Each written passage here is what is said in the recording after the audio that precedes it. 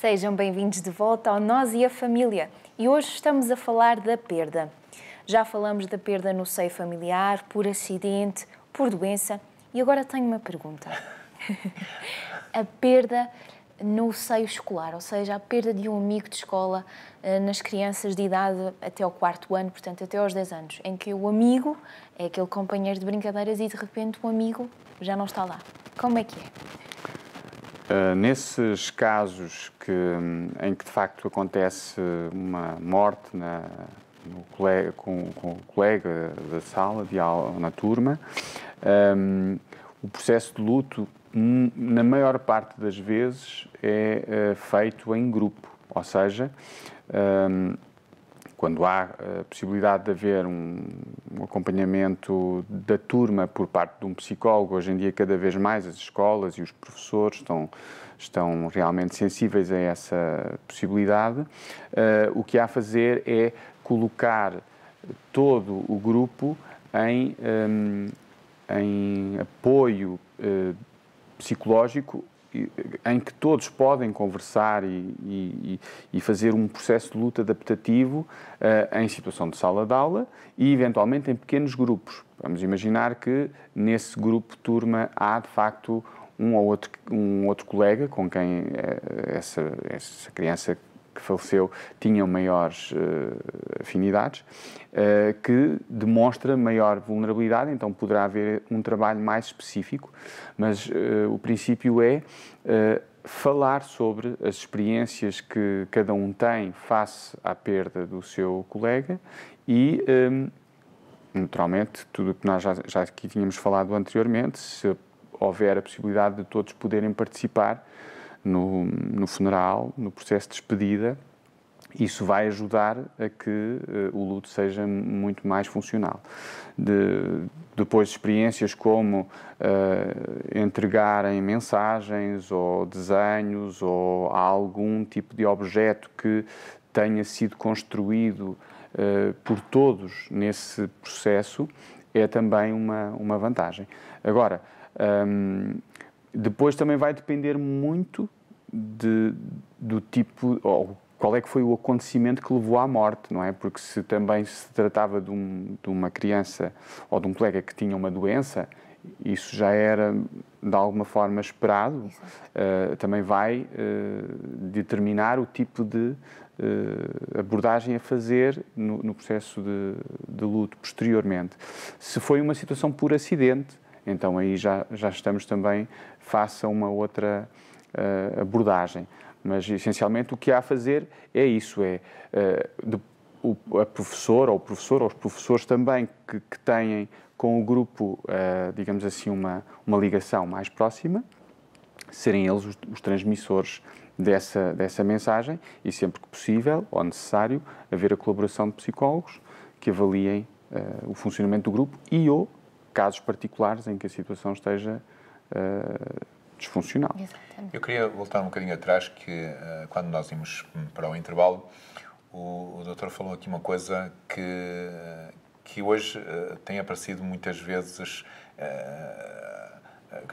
que tem acontecido com mais frequência, que é a perda de um ente querido, mas em acidentes, em catástrofes, que o seu corpo não aparece. E há bocado falava de que é muito difícil fazer o luto. Existe alguma terapia? Existe algum processo? Porque às vezes acontece que o corpo nunca, ou pelo menos no nosso tempo, não aparece. Não sabemos se vai aparecer noutro tempo, mas falou do caso de Entre Rios e outros vítimas de guerra, que vemos soldados que não aparece o corpo por várias razões. Como é que é isso? Porque, ao mesmo tempo, há uma expectativa de esperança de que se tenha salvo e que apareça a qualquer momento, e há outro conflito interior que, diante daquilo que viu e a realidade do acidente, do caso de Entre Rios, ou de uma explosão, de uma guerra, de um ataque terrorista, chamamos assim, também nós vemos, bem, não se salvou ninguém. Como é que é isto? Porque, interiormente, é um vulcão. Eu diria que esses são os casos mais difíceis em termos de acompanhamento e de intervenção psicológica, até mesmo com os adultos, não é? Claro, claro. Porque existem histórias, enfim, de pessoas que continuam mesmo 20 anos, mais até, após, enfim, a morte ou o desaparecimento, nunca confirmados, enfim, porque o corpo não se encontrou, que mantêm viva essa esperança e fantasiam e muitas vezes criam um processo de ilusão e de saída da realidade, não é? E que isso depois já vai entrar noutras perturbações, já estamos a falar do domínio da patologia psicológica ou psiquiátrica, em que realmente, portanto, é difícil de trabalhar, embora, claro, existam terapias, claro. E essas terapias, no fundo, assentam sempre no pressuposto do aceitar a perda e do poder consumar aquela ideia de que realmente a pessoa não está viva. Agora, obviamente que há situações em que se fazem funerais ou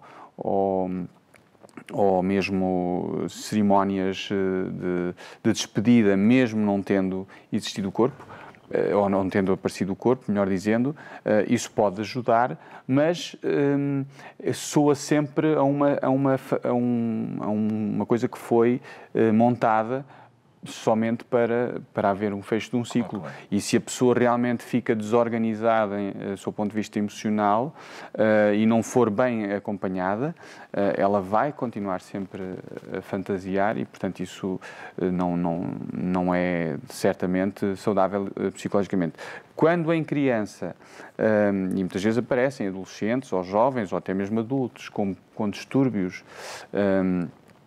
em adultos ou mais no seu processo de desenvolvimento mais à frente, com perturbações que decorram disso, pois então eu diria que é mesmo dos casos mais difíceis de se fazer algum tipo de acompanhamento, porque os técnicos têm sempre uma grande dificuldade em conseguir demarcar para aquela pessoa a realidade daquilo que é o imaginário e portanto, as pessoas já apresentam outras patologias.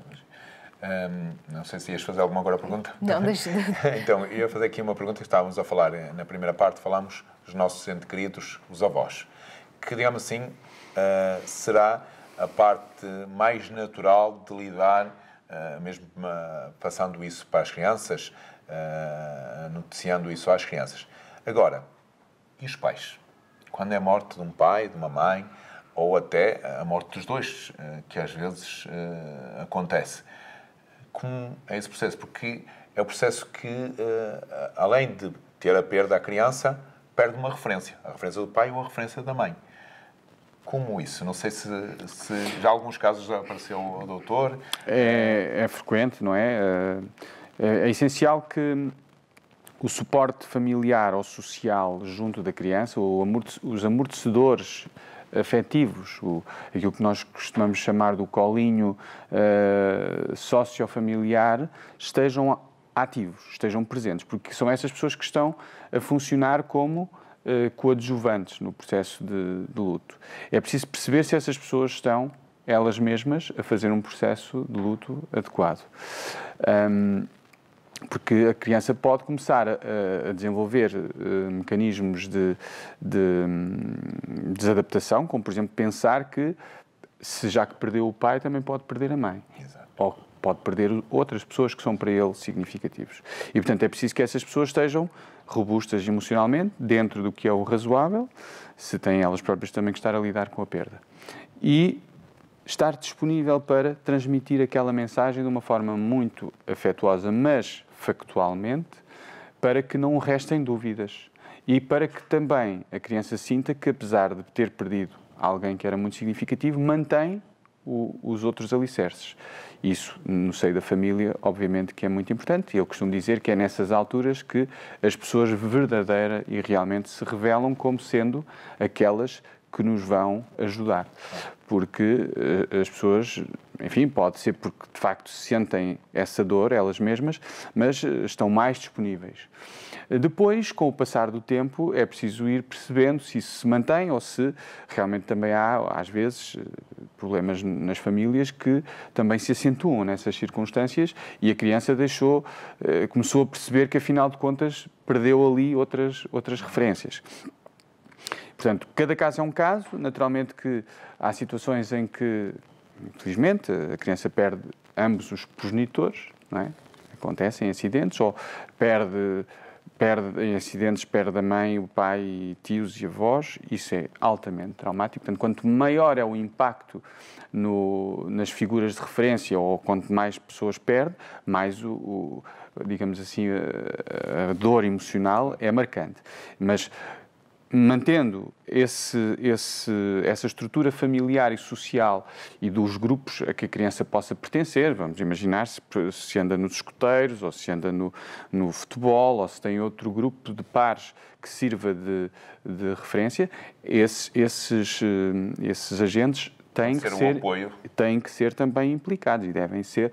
Portanto, a criança deve procurar o mais possível reatar a sua vida, independentemente da dor e do traumatismo emocional a que esteja sujeito, deve voltar a ativar tudo aquilo que fazia antes para que a sua vida prossiga de uma forma mais normal, se é que assim se pode dizer possível. Vou tocar só aqui num assunto que é bastante sensível e que muitas famílias passam e acho que não sabem bem como lidar. Nós falamos de perda por doença prolongada, pelo acidente e agora a morte por suicídio. Alguém na família se suicidou. Como é que é a abordagem com a criança? Bom, esse é também um dos exemplos mais difíceis de trabalhar, no caso de quando realmente há uma morte por suicídio. Usualmente o que se tem que dizer é que houve um acidente, não é? A criança, se é, e quase sempre vai fazer perguntas, e é perspicaz ou não, vai sempre perguntar que acidente foi, não é? E aí não importa entrar em detalhes. Importa dizer que a mãe ou o pai caíram, ou teve um acidente e magoou-se com um objeto, não entrando em pormenores, mas a ideia é sempre falar num acidente. Sim. Nesta questão do suicídio, será melhor sempre proteger as crianças daquela realidade mais dura? Evidentemente, porque o suicídio é um fenómeno ele mesmo muito... isto daria lugar a um outro programa, não é? É um fenómeno muito intenso, sob o ponto de vista emocional, e tem depois uma série de ramificações e prováveis consequências nas pessoas mais próximas, desde logo o efeito de influência, seja na proximidade temporal, seja na distância temporal, porque quando há um suicídio na família ou em pessoas relativamente próximas, isso vai sempre servir como referência e, infelizmente, acontece, em alguns casos, haver história familiar de suicídios que se verificam. Isto tem a ver exatamente com o facto de se perceber que aquilo foi, digamos assim, uma solução encontrada para lidar com alguma coisa, portanto, havendo, digamos assim, vulnerabilidades, quaisquer que elas sejam, e é por essa razão que, por exemplo, na comunicação social, não se podem difundir mensagens dessa natureza. Portanto, existe mesmo legislação. Exato, nisso. Um outro ponto sensível, que de vez em quando nós somos confrontados com isso, é estes casos de violência doméstica. E que muitas vezes acontece que um acaba por tirar a vida ao outro. E quando existem os filhos, aparentemente quase estamos a dizer que são duas mortes. Uma fisicamente, não é? Que desaparece, e uma outra que acaba por ter as consequências de esse ato ir para uma prisão. E isso, a criança, porque daquele lado tem alguém que lhe tirou a mãe ou tirou o pai, aqui não interessa porque há ambos partes, mas que ele declara morte no seu coração, na sua vida, que para ele está morto. não é? E a outra que está. Isso também, o que nós podemos ajudar e claro que o ideal seria ter uma base familiar onde se unissem, onde nunca houvesse isso, mas infelizmente nós não estamos num mundo perfeito, não é? Sim, eu tenho de facto em consulta alguns exemplos assim de crianças ou adolescentes ou jovens que têm familiares que estão detidos ou que eventualmente tiveram por motivo de homicídio, enfim, neste caso em particular que refere, a consequência da reclusão e, portanto, depois há, obviamente, que trabalhar tudo o que deriva disso, consequências diretas e indiretas, não é? Evidentemente, quando há um suporte familiar ou institucional, muitas vezes essas crianças, às vezes estamos a falar de famílias altamente disfuncionais pronto, que são provenientes de lugares que são socialmente desfavorecidos, portanto não têm depois outras respostas que não sejam as instituições. Eu diria que essas instituições são o lugar, eu sinto que são lugares de afeto e são famílias muito importantes para essas crianças que de facto se viram privadas das suas figuras de referência. Normalmente, não quer dizer que isto seja assim linear, as crianças, quando estavam sujeitas ou estavam na proximidade dessas pessoas, também estavam, infelizmente, a ser vítimas de grande violência psicológica, não é? Não quer dizer que não haja situações muito isoladas ou pouco expectáveis em que haja esse tipo de situações, e há, obviamente, e aí a intervenção psicológica, a emergência de intervenção psicológica tem que ser o mais rapidamente possível, como acontece, por exemplo, no caso das catástrofes, em que realmente se percebe que se deixa passar muito tempo para se fazer uma intervenção psicológica muito no sentido de, portanto, lidar com aquele trauma, com todas as consequências direta e indiretamente relacionadas com aquelas situações a que se assistiu, porque muitas vezes é verdade, também é muito cruel, mas há crianças que assistem a situações desse género. Então, quanto mais rápida é essa intervenção de uma forma muito multidisciplinar, com psicólogos, eventualmente com o apoio também da pedopsiquiatria e desses agentes educacionais em instituições ou em atividades de grupo a que aquela criança pertença, eu diria, um reforço importante para que se lide da forma mais adaptativa possível com uma situação dessas que, enfim, que é extremamente violenta. Perder alguém é sempre uma situação violenta por si só. A que altura é certa para falar da perda de uma criança? Ou seja, nós hoje em dia, como falamos há pouco, existem vários tipos de perda no seio familiar e hoje em dia as crianças são confrontadas com os amigos que têm alguém que perderam na família. E das duas uma, ou entendem, não é? Que, olha, o meu amigo não tem o pai, não tem a mãe, ou o avô dele morreu, ou não entendem bem essa realidade. A que altura é certa para começar a falar de que a perda é algo natural? Isto é de preparação. De preparação, exatamente.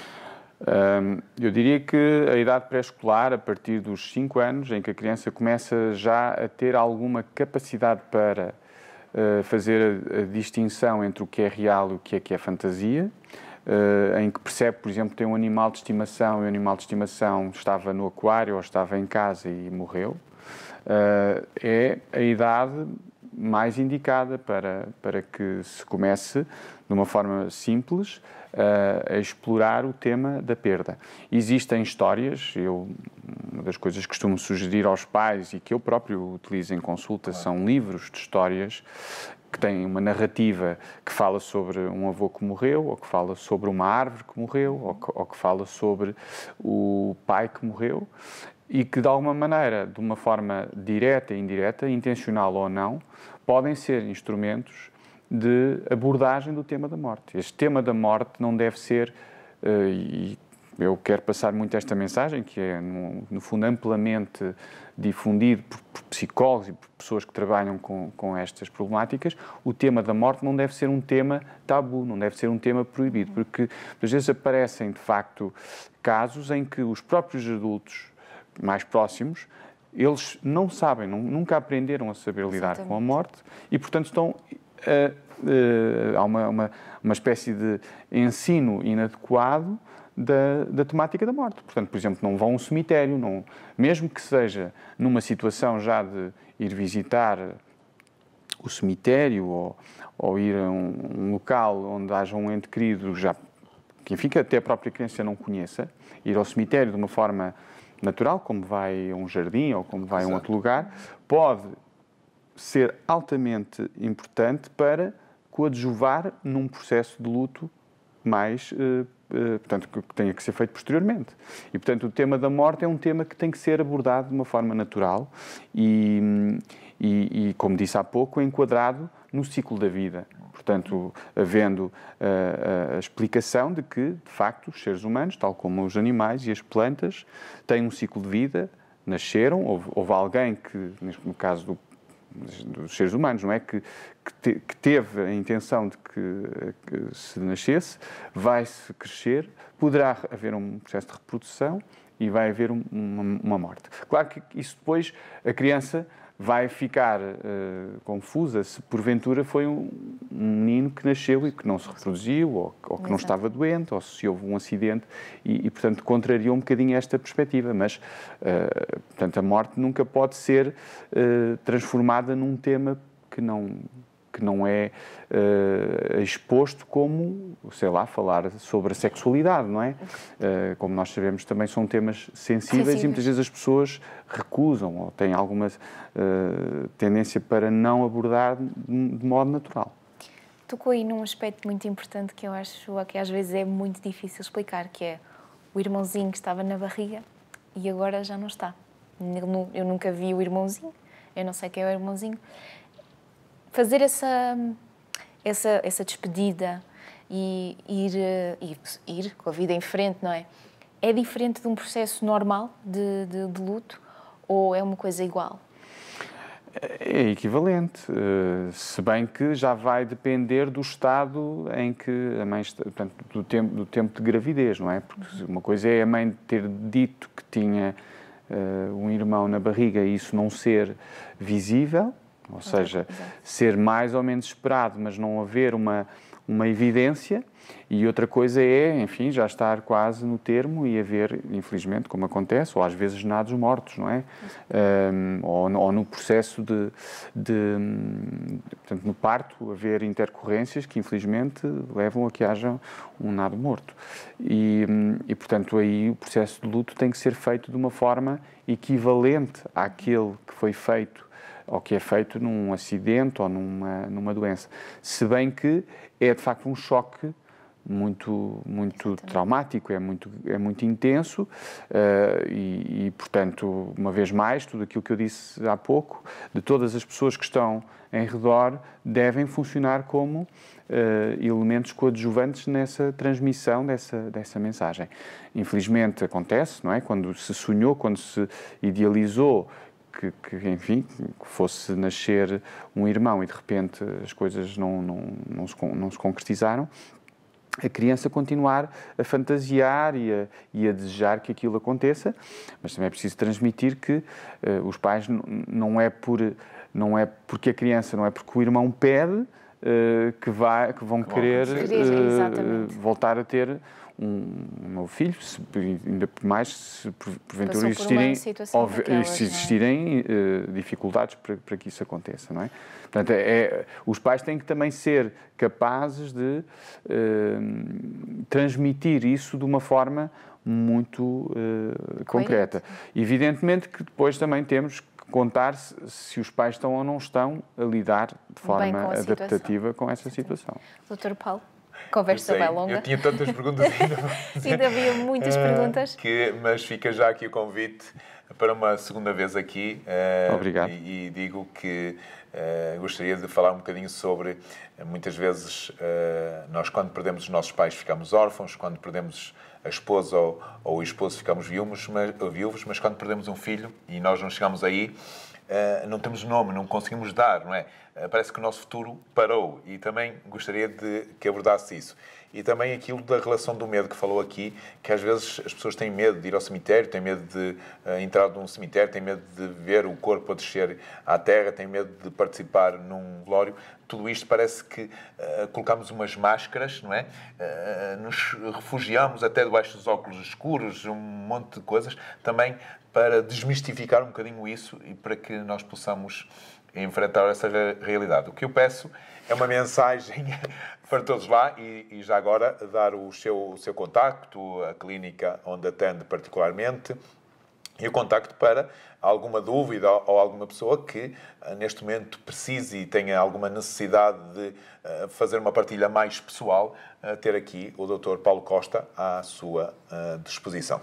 Bem, eu devo dizer que foi uma honra e um prazer imenso ter estado convosco. De facto, o tema é um tema muito apetecível, no sentido em que dá aso a muitas, enfim, especificidades e, de facto, haveria muito mais a dizer, mas senti-me em família e gostei muito da experiência. Relativamente a alguma dúvida ou questão que possam ter ou que o auditório possa ter, eu obviamente tenho todo o interesse em esclarecer-vos. Eu tenho um site onde podem consultar algumas informações a respeito do meu trabalho, www.paulojosecosta.com, e lá têm contactos e podem pedir informações que eu, dentro daquilo que é a minha disponibilidade, terei todo o interesse em facultar e em esclarecer.